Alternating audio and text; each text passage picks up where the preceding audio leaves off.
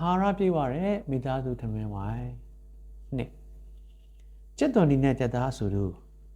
အာလူဆက်ကြော်နဲ့အရီတောက်ကတော့ပဲနီလေးဟင်းညိုပါဈေးမသွားပြတဲ့နေ့တွေအတွက်အိမ်မှာရှိတဲ့6ချမ်းလေးတွေနဲ့စီမံထားပါတယ်ကြက်သားကိုဂျင်းနန်းနန်းမြင့်မြင့်နဲ့စားစနုံးလေးနဲ့ထည့်ပြီးနုနေအောင်ပြုတ်လိုက်ပါတယ်နုလာရင်တော့အသားတွေနှွန်ထားပြီးကျက်သွန်နဲ့ရောထုတ်ဖို့လုပ်မယ်နော်ကျက်သွန်လေး၄-၅လုံးလောက်ပါးပါးလိထားတာကိုစီတက်ပြီး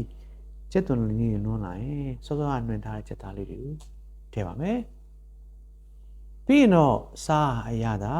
အယောင်တင်မုံနဲ့တူခင်းကျင်သည်ကျက်သွန်ပြူမလေးတွေကထည့်မယ်နော်ကျက်သွန်ပြူလေးတွေကနွန်းသွားရင်ချိုချိုလေးနဲ့သိစားကောင်းပါတယ်အားလုံးရောသမမွေပြီးနွန်းသွားပြီဆိုရင်တော့ကျက်သားရတာချိုချိုကျက်သွန်နေရတာချိုချိုနဲ့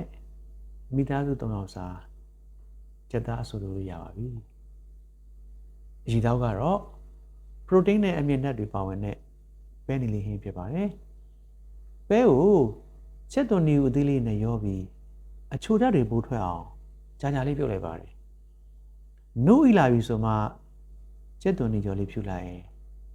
အနံလေးကလည်းမှုရတက်လာပါတယ်စားမအောင်အဆက်လေးတစ်ခါတော့လိုပါမယ်ကျက်သွန်နီရွှေအောင်တန်းလာတဲ့ကြော်ပြီးအာလူလေးကိုစီဘူးထိုးရေလေးထည့်လိုက်ပါတယ်ရေလက်ခံအာလူလည်းဣသွားပြီဆိုရင်မြို့သီးချမ်းမုံလေးထည့်လိုက်ပါတယ်ချက်ရလွယ်သလို